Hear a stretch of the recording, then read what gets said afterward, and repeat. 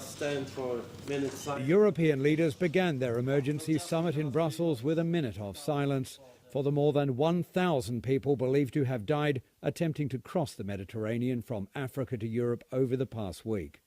Leaders agreed that smashing people smuggling gangs would be a priority.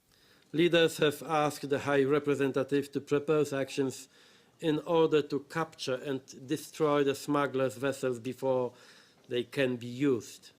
There was also an agreement to triple funding for the bloc's Triton air and sea surveillance operation. But Triton's reach will remain within 30 kilometres of Italy's coast and will not specifically have a mandate for search and rescue. Some countries, including Britain, did pledge ships and helicopters to patrol the Mediterranean. But Britain's Prime Minister made it clear this did not mean his country would accept more migrants. That people that we pick up and people we deal with are taken to the nearest safe country, most likely Italy, and don't have immediate recourse to claim asylum in the UK.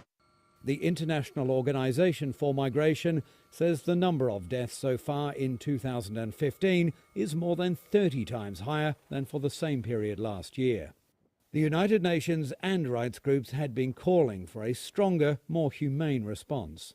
The summit came after the publishing of a letter by 50 former European heads of state, foreign ministers and business leaders who condemned the latest deaths in the Mediterranean as a stain on the conscience of the continent. An agreement was reached to repatriate asylum seekers who fail to qualify for refugee status and to work more closely with nations of origin to stop migration flows. Critics have already pointed out that in the case of some of the key countries of concern, such as Syria, this would be impossible.